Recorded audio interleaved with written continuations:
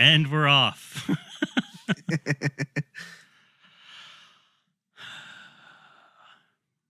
Okay. What you got this time, Magic Man? Gotta start this thing. Gotta rev up the old boat, as they say. Why don't you fellas step aside and let me handle this one? Welcome to Network Special, everybody. The podcast where two fuddy-duddies talk some fuddy-diddles. Okay. How's that for an intro? Yeah, I mean, you can tell you've heard this intro many, many times in the booth because you were able to parrot it right back to me. It's me, Fuddy Diddle Zachariah.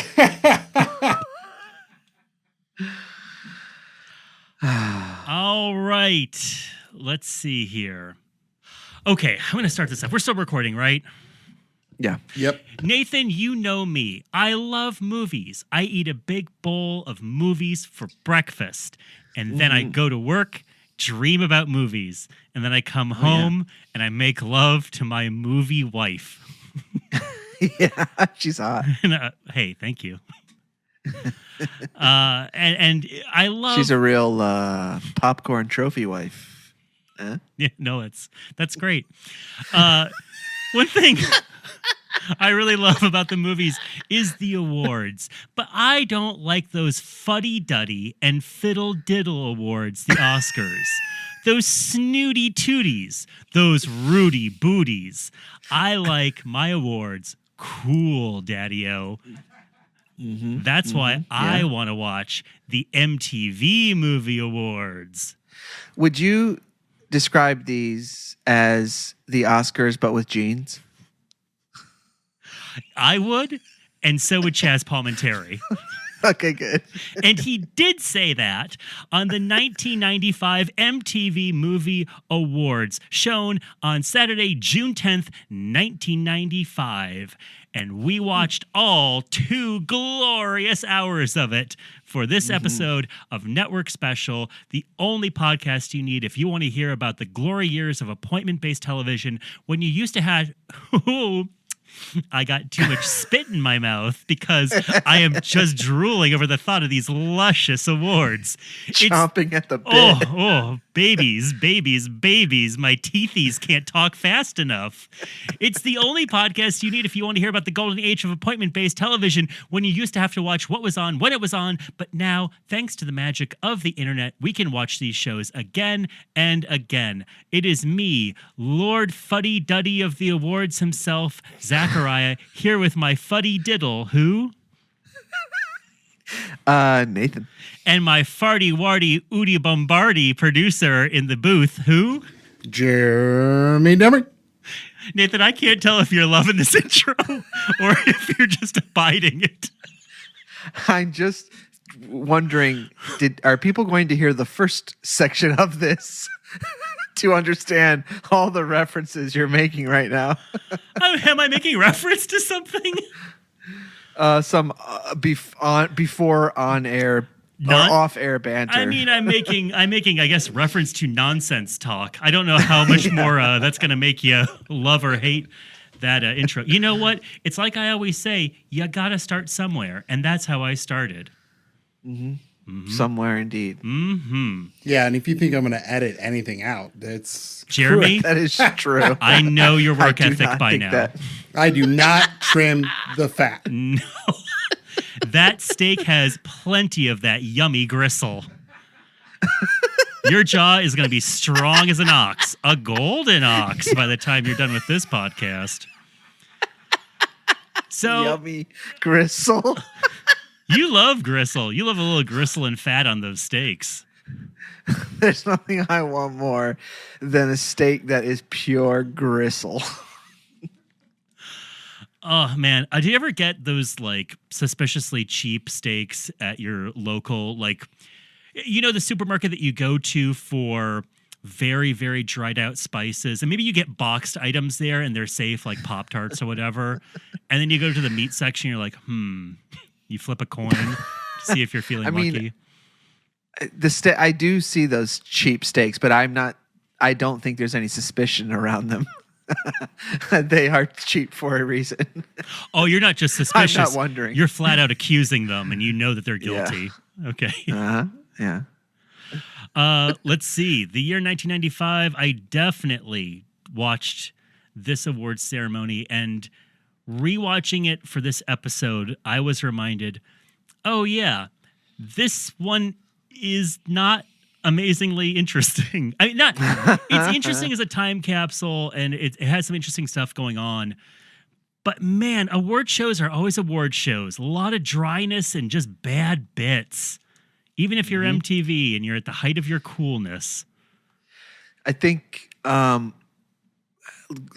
are the days when you can anchor an entire award show on one guest comedian named Jim Carrey. Oh, sure. Like when the funniest thing on your show is someone walking up to the stage, we have an issue. So, of course, the awards in 1995 were given for awards for films from 1994. I have just to kind of ground us, I have the top 10 1994 films in front of me. You want to hear them? I'm going to do in ascending order 10 to 1. Number 10, Clear and Present Danger. Number 9, Interview with the Vampire. Yes. Number 8, 4 Weddings and a Funeral. America had that. Hugh Fever. Number 7, Dumb and Dumber. Number 6, The Flintstones. Number 5, Speed. Number 4, The Mask. Number 3, True Lies. Number 2, Forrest Gump. And number 1, The Lion King. And how many of those have you seen? I've seen all of them. I think I've seen 5 or 6 of those. Okay. Also, right underneath the top 10 was Ace Ventura Pet Detective, because 1994 was the first year Jim Carrey had like a big lead in a major release movie. And he had 3 movies that did well over $100 million each. Each of those movies turned into a Saturday morning cartoon. And right after this, he became the first actor to be paid $20 million per movie. I remember that. You did not. I don't know if anyone's going to get that big ever again. That's insane. What were the 300?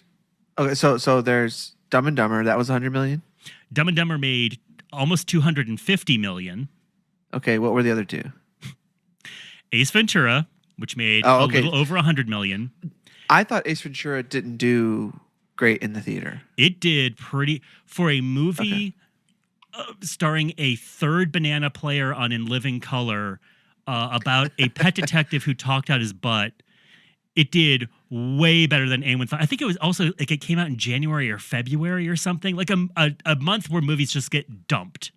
Or they used to just get dumped because award season was over. It's cold. People go out the least. So you just kind of quietly throw all these movies onto the sidewalk and hope that they make a little bit of money. But that was a big, big hit. And then The Mask made $350 million. The Mask, that's the other one. So I just say that because Jim Carrey gets a lot of camera time in this because he was the hottest thing on 2 legs, baby. Mm-hmm. And he was dating Picket Fence's Lauren Holly, the other hottest thing on 2 legs. And also Dumb and Dumber's Lauren Holly. She looks so overwhelmed to be put into this position, doesn't she? She looks happy, but also it's like you just are constantly throwing her into a swimming pool is her expression. Well, there's a moment in the show where Jim Carrey kind of expresses his undying love for her from the stage in a very sincere, in what was surely a forever relationship. And she really wasn't caught off guard there. So yeah, that definitely added to that look. I mean, I have a feeling that maybe when you're seeing Jim Carrey, maybe he doesn't turn it off too often and get super sincere. Maybe he's not, Right. if he's constantly rubbing candy bars on his armpits or whatever he's doing, you're not expecting. Oh yeah, that's the old routine. He says, "Somebody candy stop bar me," pit. and then he rubs the candy bar in his armpits. Yeah. Let's see here. We have each picked 5 moments from these awards that we're going to talk about that hit us real hard, that we want to focus on, because believe me, you don't want us to do a play-by-play of this entire award show. This would be a very long podcast, and your little ears would bleed. And don't worry, at the end, we'll have thoughts about the other stuff too. Don't worry. But I guess we should ground the whole thing and say who's hosting this show. Of course, it is the Spencer and Hepburn of our generation, Jon Lovitz and Courtney Cox. Who makes no mention. Jim Carrey, who's all over this. There's no like even a side glance to the fact that they were in Ace Ventura together. There's no little comment. Yeah. There's nothing. Well, and Courtney Cox, the co-lead of Ace Ventura. Yeah. I mean, there's a couple reasons I can think of off the bat why that might be. I mean, yeah, maybe. There's tension there. It could be like we slept together tension. It could be this man annoys the shit out of me tension. It is similar tension. I'm here with my new girlfriend tension. Oh, yes. I also noticed a little tension whenever it was him and Cameron Diaz on the stage. Okay. They kind of suddenly became polar opposites of a magnet.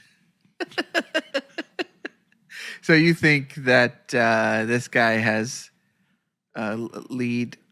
co-lead, I think like sort of a syndrome? Jim Carrey may have a case of roaming balls. Roaming balls. Okay. Okay. I was curious. Somebody stop him. I was curious to see where Jon Lovitz and Courtney Cox were in their respective careers. Courtney Cox at this year was in her second season of Friends. Monster hit show. Number 2 show. She was just the co-lead of Ace Ventura, a very successful comedy. And Jon Lovitz was about to release Trapped in Paradise. And his last movie, he appeared in the movie North. And that was it. Okay. Wait, not even. Wait, when did. Hold on. A League of Their Own? 92. No, I was thinking like even Wedding Singer, at least a little tiny cameo, but no, that's way later. That's way later. Yeah. Oh, man. Why is he. Wait, who couldn't they get? I mean, not to be too mean to Jon Lovitz, although I have thoughts about Jon Lovitz I'll get into in a second, but like he must be one just so affordable. Sure. And available. Sure. But also imagine how much better these routines would have gone if you had like Chris Farley, right? Who is likable. Well, see, I don't think Chris Farley is as amazing as other people do, but I think he is extremely likable. And I think the audience gets on his side. That is the thing about him. Yes, right. Jon Lovitz, I think the man must be genuinely unpleasant. Like, I don't think he just plays unpleasant characters, because the way that people react to him in this thing is not all in good fun. Let me ask you this. Ask Can me you anything. think of a... Okay, how many women have you slept with? I don't talk about my roaming balls. Okay. No. Let's just say they're smoking. I said that talking through my butt. Awesome. How many people who play typically like jerky, like really sarcastic, like characters like Jon Lovitz do? How many do you think are like that in real life? Like, how many can you think of that aren't like that in real life? I guess just to say. I bet it's feast or famine, because it's either a person, and you hear like they play a villain or they just play the worst people, and then you hear people say like they are the nicest person in the world, and then other people you go like, holy cow, this person is a real life creep. I mean, okay, like a villain's different to me, because a villain is just like, you're playing some evil character. What I mean is the person in a movie who is supposed to be the lead, or like the person who you're not supposed to Like the person you're actually supposed to like, right? Like a David Spade, for instance. Okay. Right? Like he's a character in the movies, like he's one of the characters you essentially would like, but he's also super sarcastic and a jerk but then but then they turn it around and they're friends and you like him, Like I feel like those characters who aren't playing like straight villains, who are playing like main roles or friend roles, who are super sarcastic in real life, I feel like those people tend to be that kind of person in life. Yeah, who knows? Who knows? I mean, I can't really make a comment on Jon Lovitz in real life, but I will say the secret to Jon Lovitz, and you think about roles that people remember him in, like you said, Wedding Singer. He is like, have you ever had truffle fries? God, no. Okay. You can imagine them, right? It's this really intense seasoning. You're supposed to put just a little bit on, and you really will taste it, and you'll be like, oh, there's a real flavor here. Yeah. Some places just like, oh, truffle fries, and they just douse it on. And you go like, oh, God. Yeah, they like pour it into a bowl and they shake it around and stuff. Exactly. It's not like, that's the whole point of it. Like you shave a truffle, right? Yeah. Like essentially, if you were actually using truffle, most people just use a fake oil or whatever. But if you were just shaving, then it would be just a couple shavings. You mix it around. Yes. You put a little shaving of it in a kitten's mouth and you have it breathe on the dish. And that will give you just enough truffle. Jon Lovitz is the truffle salt. You need the tiniest bit of him and you get it and you're like, great, this is so good. If you give him a lead or you have him say, be the main host of an award show, it's like, this is too much. Get this out of my mouth. This is like truffle butter. This just coats your mouth. Courtney Cox, I guess, doing a fine job in this thankless host role where Jon Lovitz is telling her to shut up and over and over again. Boy, a lot of non-consensual kissing in this. Mm-hmm. A lot of Jon Lovitz has her close her eyes and then kisses her. Chris Isaac basically assaults Cameron Diaz at one point, who is 19 when this is filming. Jon Lovitz says he might go to jail if Alicia Silverstone keeps flirting with him. Yeah. Very comfortable in a year that people are thanking Harvey Weinstein from stage. Yeah. In fact, you wanted to hear a little bit of the musical comedy that Jon Lovitz provides in this. That's all I want to hear. That's all you want to hear. Okay. And by the way, you can tell that when the writers asked if Lovitz and Cox had anything they wanted to do, you can tell that Courtney Cox volunteered that she could play the drums, and Jon Lovitz definitely said he wanted to sing. So that's what we get. This is Courtney Cox on drums and Jon Lovitz with the big comedy opening number. And Nathan, you can tell me when to stop this clip, and I will gladly do it. So here you go. Courtney, give me a beat. Stop it now. Okay. Just kidding. Go on. Okay.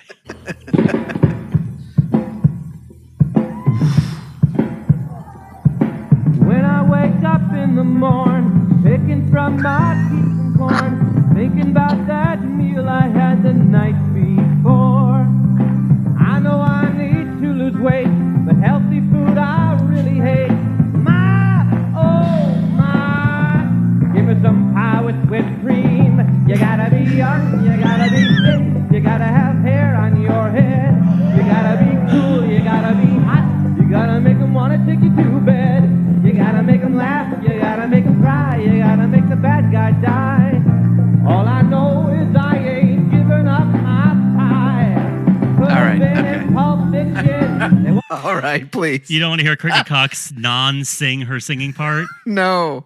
So the premise is that he's talking about how I don't think they were in any of the movies that were nominated. And so he sings this song about why he wasn't nominated, which is instead of being a good-looking guy, he won't stop eating his pie. Yeah. Yeah. And that's why he won't look any healthier than he does. I know I just named Chris Farley off the top of my head. Do you think they tried to get him and they even had this song in place? Jon Lovitz has the deadest eyes at all. It's like his eyes are registering no emotion during any of this. I mean, what is he just like thinking like, get me to the after party ASAP? I don't think he's enjoying this. I think this is a paycheck and exposure for sure. Yeah. Courtney Cox, of course, very beautiful person. The hairstyle they have her in really just looks like they layered dead crows on her head. It looks like a Monica wig. It looks like the Spirit Halloween, and it says pal wig. Yeah. Best friends wig. Best chums. Yeah. Co-lead of a sitcom wig. I was looking at the people who were the writers for the show, and I kept Consultants? on like, yeah. Well, that's the thing. I was looking for the writers, and I realized, oh, there's this big list of people as consultants, which is what you call writers. But if you call them a consultant, you don't have to pay them union wage. Yep. And guess what? You don't get union work either. This is bad stuff. Did you look at the list, though? I sure did. Yeah. And I recognized a couple of names, big name writers and some comedians and stuff. But I recognized one, a real big one that we all know and love today as a nation equally. Yeah, Bob Odenkirk. And that's Bob Odenkirk, and yes. Doug Benson were on this. Dougie Benson, Drake Sather, the creator of Zoolander. I wonder how many of their suggestions they took. Well, there are 12 of them. Or whatever, like maybe the movie reenactments, which are the highest level of comedy on this thing, and they're actually, I freaking okay. We'll get to those. They're good. They're really good. And Troy really Miller, who directed Mr. Show, did them. Yes, which makes a lot absolutely. of sense when you realize, like, oh, this is a sudden lifting of all ships whenever these come on. Yeah. Now, the other thing you wanted to talk about, and we're going to do some commercial talk because I'm pretty sure the only way we wanted to do the 1995 MTV Music Awards. No, 94. This is 95. I'm so sorry. Yes, we wanted to do 94. If you have a copy, listeners of the 94 MTV Movie Awards, please tell us, because every other year is available online. That year has been eradicated from the internet, and it's the one that Will Smith hosts. So I really want to see it. Yeah, there's a few that aren't available for sure, but that one was one that there's just a couple clips online and that's it. So, and it's the Kurt Cobain like tribute, like why isn't this just like smattered all over? Yeah. Wow, they did a tribute to Kurt Cobain on the movie awards. I know they did it. Yeah, it definitely did for the music video. Okay, so when I looked this up, let me. Okay, let's do that. I think it was illegal to do anything on MTV in that year and not have a tribute to Kurt Cobain. You could be doing like the Road Rules Sports Awards, and he would be like, Kurt loved watching basketball or something. You know what? Maybe you're right, because now I'm not seeing anything. But I thought when I was looking up clips, maybe that clip got sandwiched in the same time. Did it get sandwiched in with Amber Heard gives ridiculous testimony at the Johnny Depp trial? That I cannot believe the amount, like the YouTube was like, okay, just during this trial, we will tweak the algorithm of everyone Yes. to include people trolling Amber Heard. Every single person who's on YouTube will see these, no matter what you watch. As a nation, we will drive her to suicide. This we pledge. We will send this mentally ill person to the brink. I don't know. It really does like it did help me cull my feed down in terms of who I follow. Say that much. Speaking of things that soon won't exist anymore, you wanted to see one of these Blockbuster video ads. Oh, yeah. The chillest Blockbuster ad I've ever seen. So think about really quick before you play this. Okay, this is the big night for movie stars in Hollywood on MTV, right? So this is this is the Oscar with jeans. Like, this is the crazy show, where you're coming out, there's going to be fun stuff happening. There's going to be wild stuff. So what kind of companies do you think you're going to advertise during this? You're going to see funny collect call advertisements, of course, because you see that anytime. But you're also going to see I was looking for cool fashion ads and all kinds of stuff, but what did we get instead? We got 1-800-COLLECT. We got so much gum. 1-800-COLLECT.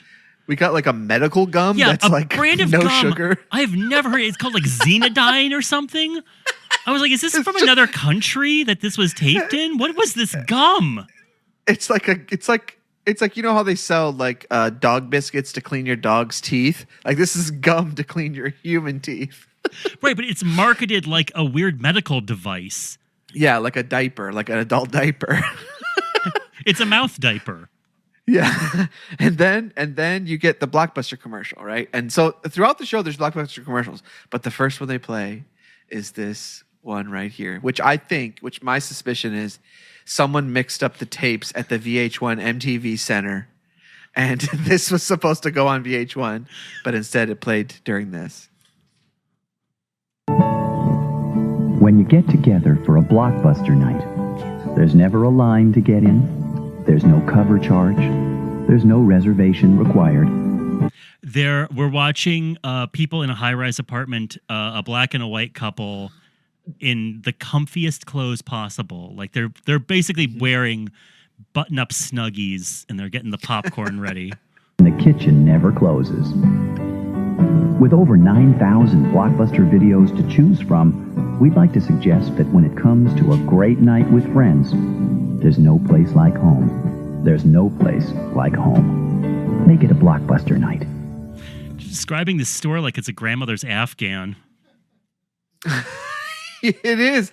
It's I'm trying to think I've seen Oreo commercials like this where they show a kid opening an Oreo, his grandpa's teaching him how to split the Oreo. Yeah. Or a Werther's original. Yeah. And it's no, this is Blockbuster. And then the next Blockbuster commercial you get is Blockbuster game night. It's a competition for gamers or something. I forget what it is. But it's the exact, I don't know where this one came from. I love it. I truly love it. And I'll sleep to this tonight. But why is it on this show? Well, here's the other tone of Blockbuster ad that there is. We've got everything here. I'm telling you, we're gonna spend the night out in. Ooh, all right. Make it a like a candy commercial. Blockbuster has more copies than ever. By the way, all these videos are people in their apartments just walking around smiling like they've had a lobotomy. There's no movies in sight. You're not seeing the excitement of the movies. That's the one with the girl from I feel like she's in an Adam Sandler movie. But she's getting her apartment ready for a guy coming over bringing VHS tapes. Is she in Moopy Schmoopy? That Adam Sandler Moopy movie? Schmoopy. That's Moopy Schmoopy. It's and the sequel. Yeah, she plays blonde woman who loves Adam Sandler. I'll tell you a woman who gets a lot of love in this award show. Sandra Bullock. Holy cow. This woman brought home the gold 3 times. Best female performance, most desirable female, and another one I can't remember. I think it's best. Is she come up for best action sequence? Yeah, can we? The first one she does. Okay, this is most desirable female. Okay, and they are going through all the clips. Okay. Oh, right. They've got you've got Cameron Diaz, and she is just smoking, just like we said, right? Right. You've got Demi Moore, and they show her in a sex scene. Somebody stop her. Yeah, and then who's the first one? They have one other one who's like Sharon Stone. just like Sharon Stone, sultry, and then it's like Sandra Bullock driving a bus. Yeah, cute Sandra Bullock. Yeah, and then it's like, and then I was like, oh, surely Cameron Diaz is gonna win this, and it's like, no, Sandra Bullock, and she gets up and she's like, wow, I can't believe that I'm the winner of this most desirable award. Okay. She doesn't sound like Emo Phillips. No, she's got like this kind of this female Kermit the Frog kind of voice. Like, What? Okay. Listen to this voice and tell me if this is Kermit-like. Hold on a second. All right, that says me. Okay. First of all, I want to know what I did so I can do it again and work it for everything it's worth. Yeah, it sounds like Jim Henson. First of all, That is not how she sounds. Sandra Bullock just has that homespun, leaning against a pickle barrel, no nonsense, kiss my grits attitude. listen. Like I think Sandra Bullock, she looks great in this. She looks really pretty. But this is not she is not playing the most desirable role. I in loved these that clips. she won this because all those clips were like women shoving their tits in the camera, and then Sandra Bullock goes up and she has like this little, like the sweatshirt tied around her waist. I'm like, good for the viewers. That's great. Yes. Okay. Well, I like this. Now of course I shamed like that. my ethics, of course, like that. But we are in MTV bro mode. Okay. Okay. Can we talk about the audience? Can we talk about the audience for a second? Hold on. I'll put a pin in that. This is one of my my list. So keep going. Yeah. Oh well, wait. When do you want to talk about that? Let's talk about it when we get to the top 5. Well, we're doing top 5, buddy. I'm just going through your list. Oh, so you're hitting my list. I'm just kind of going. I'm not doing number 4. Nathan doesn't like it when a fully clothed woman is considered desirable. No, number I have 2, a top 5. Blockbuster. The clips that I sent you aren't necessarily my top 5. Oh, wait, they're not? No, they're just clips that I wanted you to have on lock. Oh, good Lord. Because my top 5s don't all need a clip. Okay. Well, okay. No. Boy, this is going to be a freewheeling show. If we're still talking speed, I want to play one of my favorite speeches of the night because winner for Best Action Sequence was given by Ice-T. Ice-T in his phase where he looked like he was a member of Slayer. He has like long hair and crazy jewelry and leather. And Jan de Bont wins, the director of Speed, and Jan de Bont looks exactly how I want a foreign director to sound. He looks like Andy Warhol, and he has the same energy as Andy Warhol, and this is his speech that he did on the location of his new movie. Hi, I'm Jan de Bont. Thank you so much for this MTV award. It's absolutely great. Making a movie with Keanu Reeves, Sandra Bullock, and Dennis Hopper is so much fun, and blowing up planes, cars, and buses is the best. And then if you get an award for it, that makes you really feel good. Really, thanks again for this award. I'm so sorry that I can't be here tonight, but I'm working on my next movie, Twister, which I hope you're going to like next year. It's going to come out next year. And congratulations to all the other winners tonight. Thank you. That's great. Every time they cut to someone who can't be in the show, who they have to film a recorded piece, I keep wanting. I picture after the clip, the person recording goes, and that's what you want me to put? Like you don't want to go again? Every time they go to a remote of somebody who can't be there that night, they could not look more bored. Brad Pitt looks like he is acting as though his niece has just given him macaroni art. Like, oh, look at that. Hey, thanks so much. This is great. This is really great. All right. Okay, bye. I mean, Keanu made the right move. Just don't say anything. Don't do anything. Yeah, if you're not gonna be there, don't freaking film some stupid thing where when you're on interview 100 on the movie you're in. Like, okay, quick, let's film this popcorn award you just won. Well, okay. I want to know what this top 5 is from you then. Well, okay, so the movie spoofs were obviously, like, to me, those were top level, like top shelf, like, so they were funny. So movie spoofs for a long time. MTV had a thing where they would take sitcom stars of the 70s and 80s and have them reenact some of the movies that were nominated.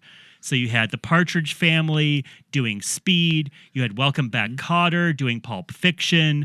1966 Batman doing Interview with the Vampire. They're really funny. They're really spot on. The casts look like they are having a really good time being back on TV. I'm like, why aren't these guys still going? I know I know what's happening, but like the Pulp Fiction one, I was like, these guys are all great. Like even freaking, Horseshack, who's doing his Horseshack voice. I'm like I was just watching him when he wasn't talking even. Like he was like really like acting. Like he was really acting. I'm like, what the heck? This should have been their like freaking renaissance. If they were the age they were in 1995 now, there would 100% be a Netflix Sweat Hog show. Like without Travolta, That would be awesome. It would probably be good. They would do that now. I think this was the last gasp of like TV and movies are two different worlds and they don't cross unless you are really slumming. Yeah, and and eventually the movie awards eventually turns into the MTV Movie and TV Awards. So they're awarding for both things. I don't remember what year it starts, but you're right. Like, but I was kind of thinking that maybe this was like a nod to the fact that John Travolta was in Pulp Fiction, and that was kind of a renaissance for him. But you're right. They did have they were always doing spoofs of whatever movies were the best movie nominees. But you're right. There that is a thing, and also that reminded me about the Brady Bunch movie that they made, and I just like, what is the story in that movie? It's such a wild movie, right? What's the story with it? Like, how did it get approved to be the Brady Bunch from the 70s, but they're transported into the 90s? Yeah, that is such a seems like such a it kind of seems like something that would happen now really easily, but it seems like such a I imagine like there must have been so much fighting about that back then or something. Yeah. I mean, this was a stretch of years where, Wayne's World and Addams Family were these just gigantic hits, blockbuster hits. And so then everyone was like, okay, old shows, they're movies now. And so I think things were just getting greenlit, and they would probably just have a pitch like that. And they're like, great, make it, just make it. And so kind of good movies I think slipped their way through. Like, I think that Brady Bunch movie has no business being as good as it was. No, it's very funny. Yeah. So kudos to all involved. A kiss from Nathan to the Brady Bunch movie. and Burt, or not Burt Ward, Adam West. Yeah. And freaking Frank Gorshin, right? Yeah. They are nailing this. Yeah, they're funny guys. I know Adam West, I still think Look Well, the pilot from Conan, like that's the biggest travesty that never got picked up in the history of TV. It's such a good pilot, and he is so funny. If you haven't seen it, Conan O'Brien in the early 90s wrote a pilot, I think with Robert Schmeigel, right?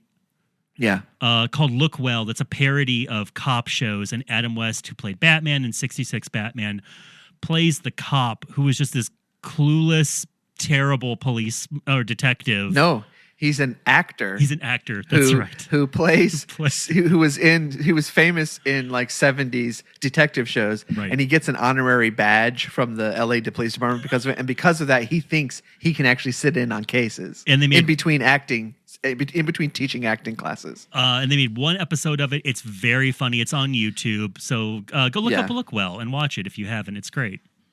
Yes. But yeah, I just loved those. So that was my first one. I mean, do you want me to just run it down? Sure. Okay.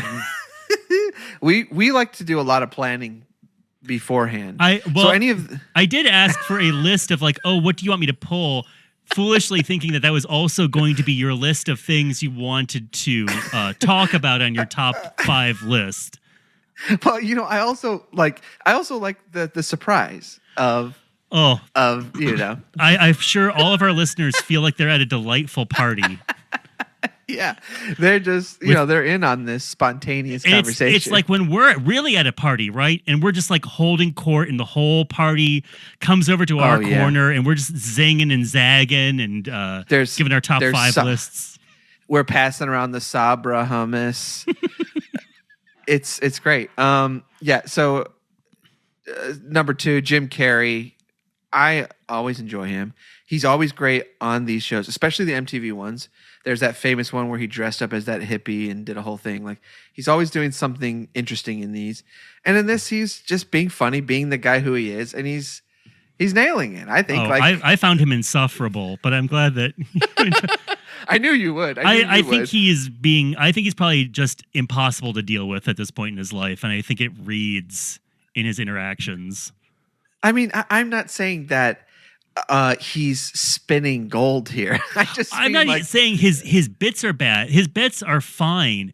It's just him as a person is like, oh boy, you think you are just hot stuff right now. I mean, he still is that way.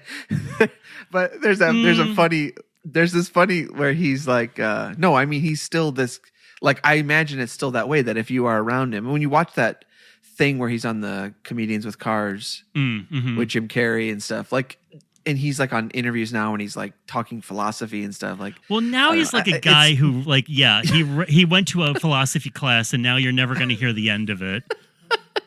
Yeah.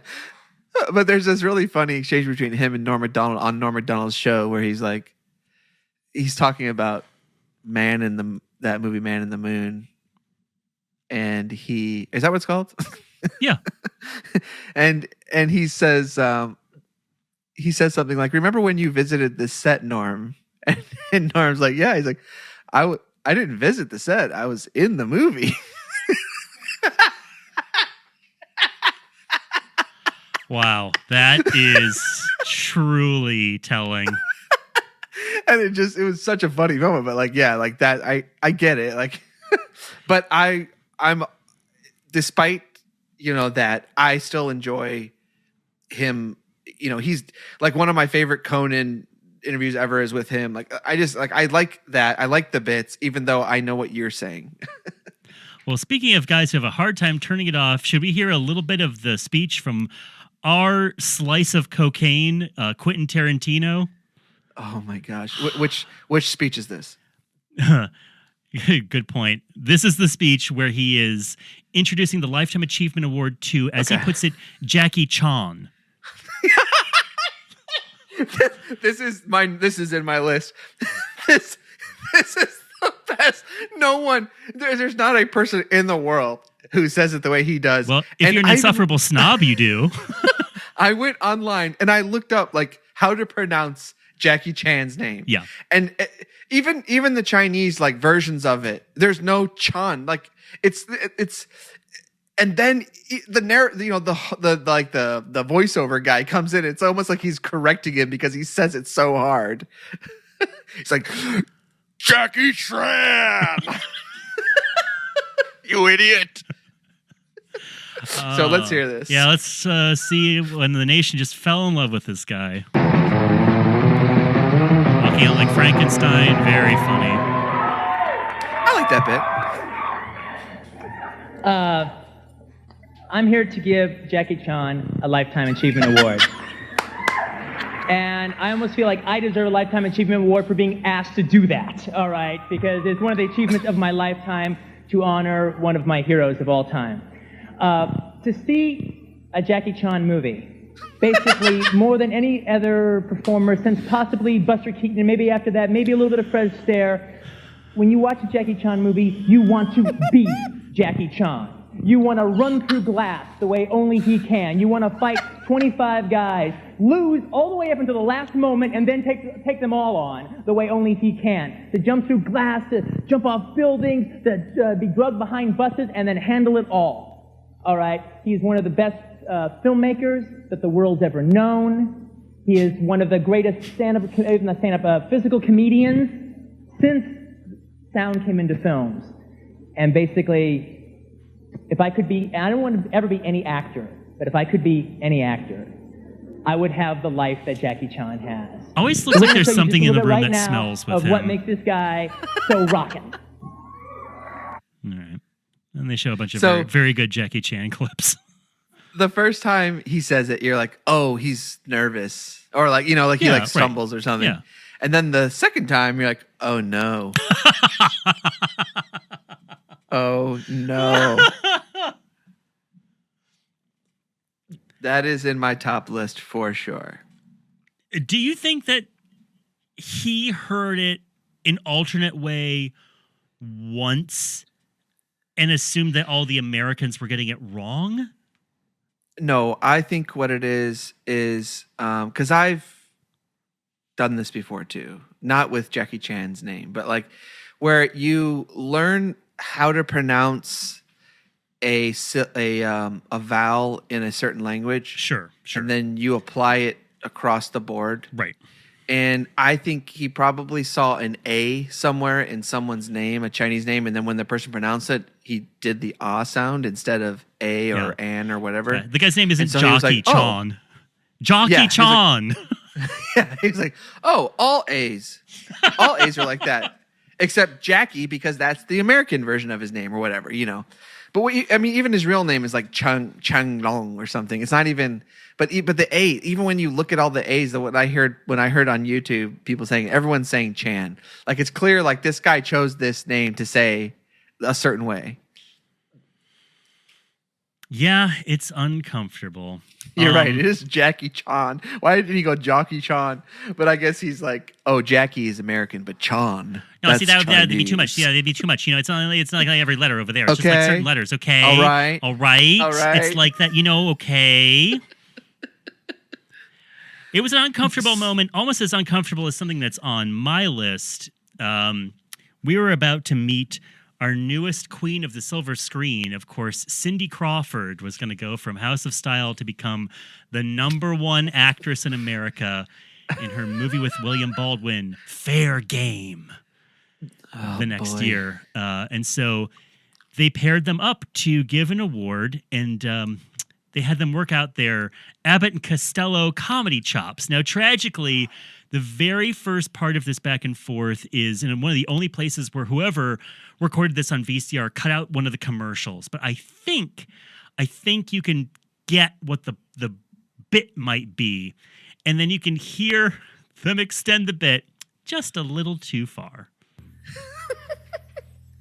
Why don't you read your lines as they're written, Cindy? I did. I said blah, blah, blah. I know you said blah, blah, blah. You were supposed to say blah, blah, blah, blah. Okay? One film and she's improvising already.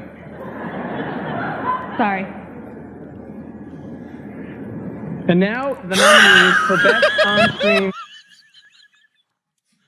He is method acting here. Another joke, a real runner this evening of men telling women to shut up and that they're wrong, grabbing them and kissing them, telling them to be quiet.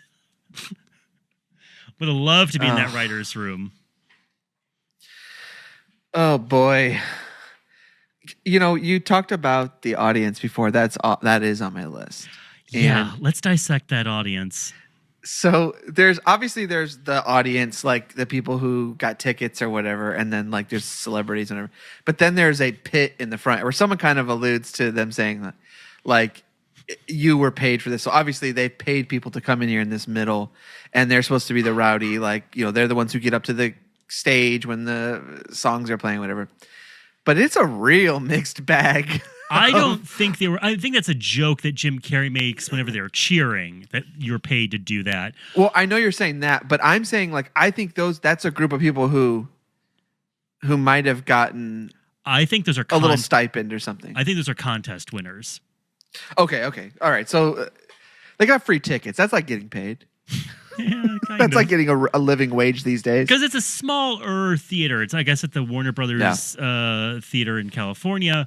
It's always weird when MTV goes to California, just because they're such a New York-y outfit. It always feels weird when they're in LA. But yeah, the entire audience, like you said, is either seat fillers or celebrities. And then in the very front, next to the concert part of the stage, is just the frattiest group of people who are just like, ah! Ah! There's one guy who's like, who keeps standing up and kind of like trying to get the crowd to, like, come on, guys, let's do what we're supposed to be doing. Yeah. And one of them tells Cox to take her top off first thing out the gate. And then during the Blues Traveler segment where they're singing their song, there's one, like, it looks like an old guy who's just standing there like he's wandered in. He got lost. He's just staring at the Blues Traveler, at the band, like, and there's no movement. But other people around him are sitting, and some people are kind of standing. And then there's the two guys who are. MTV had not perfected the art of hiding all the seams yet, because stuff is all over the place. Training the audience. Yeah, and also, but just like, I think there used to be a little bit more. MTV would try to get like really raw moments and just hope that something would happen or wanted to show like the real thing. But sometimes it just leads into moments that are kind of mundane and boring, which is interesting, but you just know it would never happen today. No one would ever allow that kind of dead air to happen. Glad you brought up the live music segments, and you may be wondering, oh, are we going to talk about them? Maybe one of them, very weird musical performance segments, as only one of them has anything to do with movies or something from a movie soundtrack. The other ones are TLC does Waterfalls, Boyz II Men does Water Runs Dry, useless. Blues Traveler does Runaround, useless. Very weird. Although, as you said, the human video that goes on during TLC's Waterfalls is pretty funny. Okay, so for those who didn't grow up in youth group at a church, a human video. So church, I don't know. A lost art form. Know. Yeah, this was a huge thing. In fact, you could go away for a summer or something and like learn how to do these good. So what it is basically you take a song and you make just like a live stage music video of it with people, and you have different. Some person plays the narrator, whoever's singing the song, and then other people will play. Typically, someone being nailed onto a cross, usually, or oftentimes it's people doing drugs or something, and then an angel appears or something. There's always something like that. The classic human video is something like "Our God is an Awesome God," and a teen comes out, and the teen is offered drugs, and then he dances around. And then he gets hit by a car, he overdoses, and he meets Jesus, and he watches him get crucified, and then everyone dances around. So imagine that, but Waterfalls is playing. Yeah. And what's great is you could switch out the song and it would still work for a youth group video. We see a guy dealing drugs, and his mama gets really upset about it. He gets shot. We see a guy with roaming balls bonk a girl in the butt once with his crotch, and he dies of AIDS. It's a real wild time. And then Blues Traveler. It's great. And then Blues Traveler, just harmonicas and vests. It's odd watching. No, I was never a Blues Traveler person, but it's odd watching John Popper, founder of the Spin Doctors, John Popper. That's true. Okay. He will play harmonica.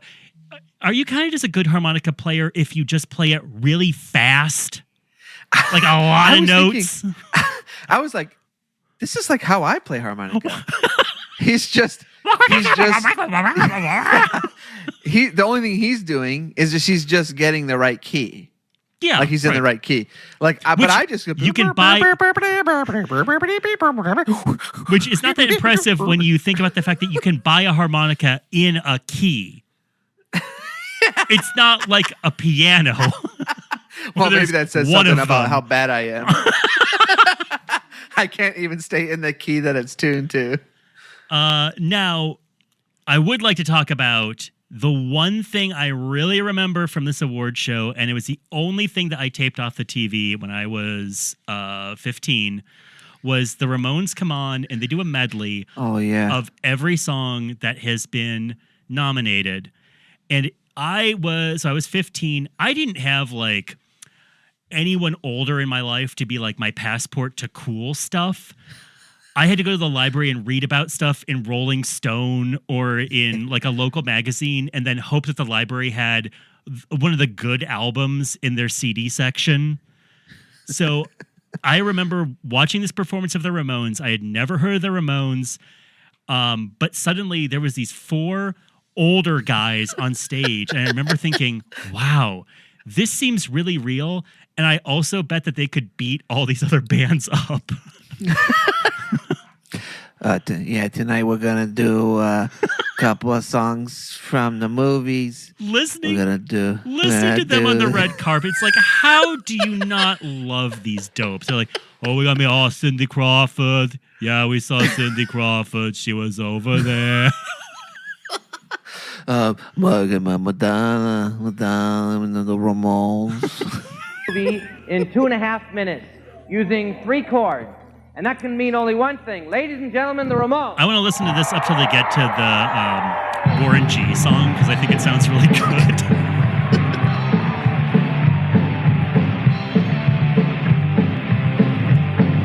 Hey, ho, let's go. Hey, ho, let's go. Hey, ho, let's go. Hey, ho, let's go. Girl, you'll be a woman still. Please, come take my hand. Girl, what a weird bunch of guys. Tune up your guitar at least to your voice range. All right, here comes the Warren G. The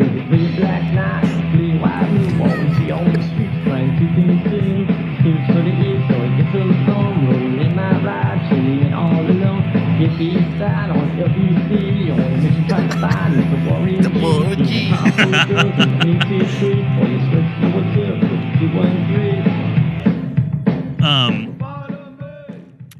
By the way, I was wondering how many people of color were nominated in MTV Movie Awards, as many as in the Oscars the same year. It's just Samuel L. Jackson, and instead of Morgan Freeman, it's the guy from Forrest Gump. And Halle Berry. That's right. She was one of the other desirable women. That's who we forgot. So I think my mind blocked it out because it's from the Flintstones. Yeah, right. The Flintstones, the most progressive thing on this show. The movie I saw in the theater, and I was like, oh boy, this is really bad. Just a laugh-free zone, the Flintstones movie. A laugh-free stone? You should have been one of the 80 writers of that movie. Yeah. Can we talk about the song nominations for this year? Yeah. Warren G, Regulate from Above the Rim. Above the Rim, a movie I've not seen in years. I remember Tupac is good in it, and I think the rest of it was kind of Am I right? You know, this really is kind of the thing that's right in my wheelhouse, you know? But for some reason, missed it. Okay. Didn't see it. Also, put Tupac in Most Desirable Male. Get somebody in there, right? It seems like that's an easy slot for him. Absolutely. And I bet you he shows up. I bet you he does show up. Madonna, I'll remember a song, one of the few Madonna songs I actually really like from the movie With Honors, where Joe Pesci plays a homeless man who lives on Harvard campus with Brendan Fraser. Oh boy, that movie. This was like the clips from that movie were insane. Yes. Have you seen that movie? I have not seen that movie. Oh, and I'm brother. like, I have to see this movie. You got to see it. It's wild. That movie should be arrested. Okay. Joe Pesci plays a homeless man who, for some reason, winds up with Brendan Fraser's senior thesis, and he's burning it for warmth. And Fraser freaks out, and Pesci says, "I will give you this thesis back one page at a time for every nice thing you do for me." So Pesci winds up living at Brendan Fraser's dorm room and like gives him advice on love. It reunites him with his abandoned child. It's crazy. Wow. It's really, really crazy. Oh shoot, who plays the? Sorry, this is gonna go off on a weird tangent. Gore Vidal plays the professor. Yeah, you got to see this thing. Okay. Girl, You'll Be a Woman Soon from Pulp Fiction. Love it. Elton John, Can You Feel the Love Tonight? Sure. Yep. I think it's the worst song from The Lion King, but it's a classic. I agree 100%. And the winner, Stone Temple Pilots' Big Empty from The Crow. What a boring song. I didn't like it then. Sure don't like it now. I was very surprised at this one, actually. I don't know. It was huge, though. It was a massive hit. And I kind of like, I don't know. Yeah, bad song. I just felt like did it win because Brandon Lee and stuff? But Brandon Lee was nominated for Best Actor and he didn't win. Yeah, that's true. I think it was Brad Pitt, who's the Interview with the Vampire. Not a bad movie. Brad Pitt almost tanks that movie. He is so bad. Like he hadn't figured out how to be Brad Pitt yet. So he's very good looking, but he's really bad in that movie. What I'm realizing is that this is a time frame where I did not see a lot of movies. I've seen a lot of these after the fact. I know that's true, but I'm just saying, like, there's been a lot, there's a lot of movies on this show and in commercials and everything where I just have not even gotten the chance. I haven't even just taken the chance to watch them. Okay. And I'm like, man, why haven't I not watched these? There's all these movies. Like, I've never seen Interview with the Vampire. Yeah. There's no reason why I haven't. I just didn't see it because I wasn't. My parents wouldn't have taken me when it came out. No. And I just never did. Yeah. Like. And we were good boys who went to the movies with our parents' permission. We were not seeing movies on the sly. I wasn't anyway. Maybe I didn't really have any. By the time that I would have been allowed to see these movies, all my friends drove anyway. So I wouldn't have seen them before anyone would have taken me. You know what? That's not quite true. I saw Pulp Fiction in the theater and did not tell my parents because I knew they wouldn't be into it. I hope they don't listen. But that's the film dorkiest film to go to and not tell your parents, right? It's not like I'm going to Sliver or Basic Instinct or something to see hot women. I want to see what the critics are chattering about. I went to go see Before Sunrise and didn't tell my parents. And let me tell you, there's a few F's in that movie. Some effing and jeffing. I would give it to probably Girl, You'll Be a Woman Soon, just because you can't think about Pulp Fiction without thinking about that song. I do like Regulate. Okay. Do you think that song is lame or do you like it? No, I like that. That was a high point in G-Funk. Sure. And maybe the top point of G-Funk. Oh, sure. What would you choose if you were picking that award? At that time, I would have chosen Regulate. Okay. No question. Not a bad choice. Yeah. That's one of those movies, like, there was a lot of movies in that time frame, a lot of black movies that I did not see because I wouldn't have been allowed to because of the rating. The blackness. But, no. No, but I could very easily listen to the soundtracks without my parents knowing. Because I could buy those at the mall or whatever. So I know, like, all the soundtracks, all these movies, but I haven't seen a lot of them because I just haven't gotten to them yet. Understood. Let's see, a couple weird standouts, and then like one or two. It's interesting seeing what got nominated for Oscars and what got nominated and won for MTV, because usually, especially in the 90s, the movie awards. This is only the 4th movie award year, by the way, for this show. The winners are either ridiculous or they've stood up way better than the things that won for the Oscars. Yeah. Oh yeah. Like, what's weird is to nominate Tim Allen in 2 different categories for breakthrough performance and for comedic performance. And let me tell you, that audience was quiet whenever they played those clips. It was for Santa Claus. Yeah, the Santa Claus. But then they give a Best New Filmmaker award to Steve James, who directed Hoop Dreams, one of the best documentaries ever made, famously not nominated for Best Documentary or anything at the Oscars. And huge then scandal around it. MTV gives them the award. Yeah. Like they righted the wrongs. Yeah. And the year before, they gave Best New Filmmaker to the guy who directed Searching for Bobby Fischer. I was like, this is great, but it's really odd. Yeah, because they're usually because then like right before that is the Lifetime Achievement Award given to Godzilla. Right. Or Alicia Silverstone winning for The Crush. There are silly awards. I haven't watched them lately. I should watch the new ones now. But you know what? What did you think about? I was a little embarrassed, but also like it was a little heartwarming, like how seriously that Kirsten Dunst took this award. So she won for Interview with the Vampire. Yeah, yeah. A little, and she's a little girl. Yep. And she's so thankful. She's so happy. She does this whole long thing. I think this, and then she was like, "Oh, and thank God!" At the very end, like she forgot to do it. So she's 10. She's 10 years old.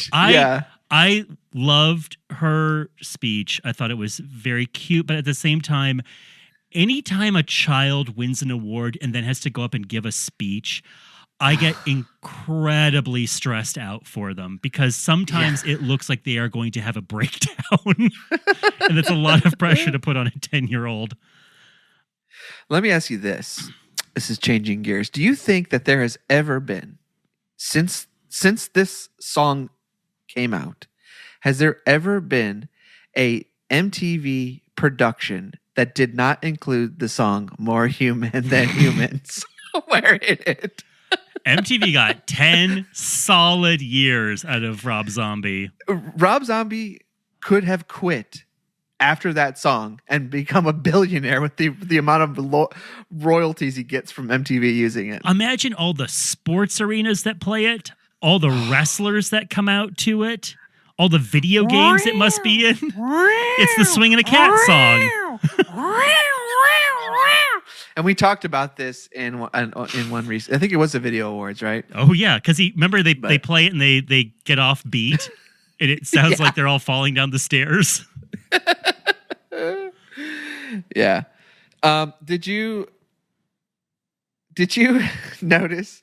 And did you think this was a joke or this is real? Because it played as real to me, but maybe it was a joke. But John Lovitz and Jodie Foster are best friends. That's a joke.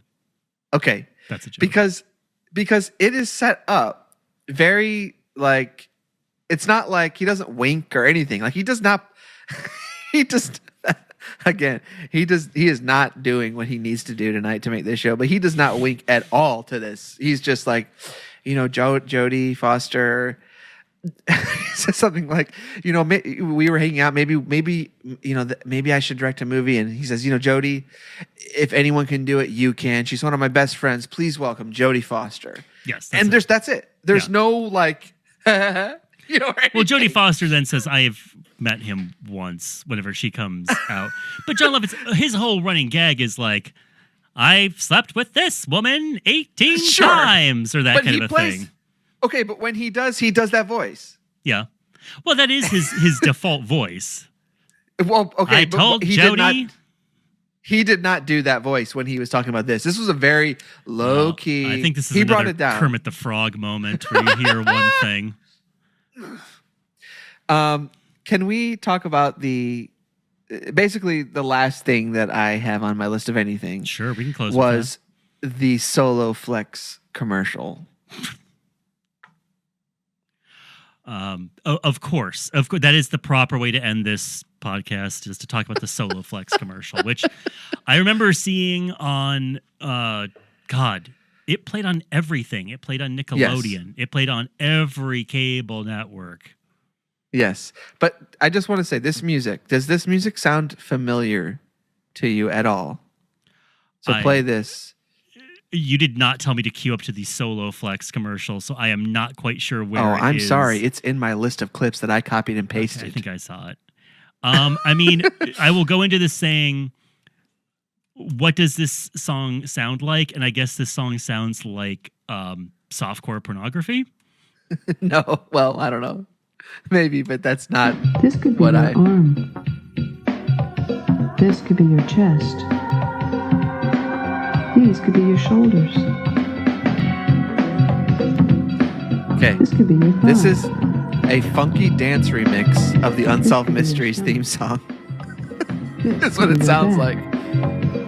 Not literally, but you're saying no. Okay. Either way, the Soloflex muscle machine. Yeah, I mean, it has that kind of just like truggy, what was considered world music in the 90s, which means you had to have one person going,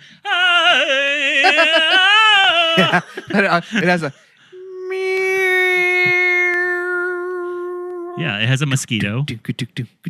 Actually, it sounds like a mix. It sounds like maybe a Jazzy Jeff, DJ Jazzy Jeff remix of the Unsolved Mysteries theme. Well, now we are in your wheelhouse. Oh, yeah. And yeah, did you have any other thoughts on this show? I can't tell if people are having fun being on this show. Some people look like they're at gunpoint. Some people are maybe just there for the after party. I'm sure the MTV after parties were genuinely fun. I can't imagine them phoning it in. I can tell you this. Yeah? You were there? I was not having fun watching it.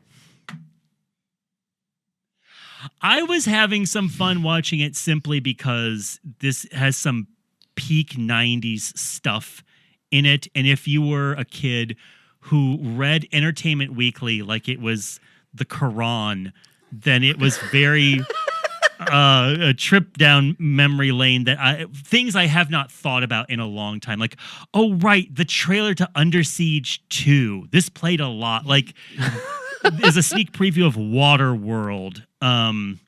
Did you have to have counseling for how you idolized the entertainment? Did you talk with your youth pastor about it? No, it's like Pulp Fiction. I just didn't tell anybody about it. Gotcha. Yeah. I gotcha. You don't got to know everything. I always enjoy watching a MTV award show. They're always shambling.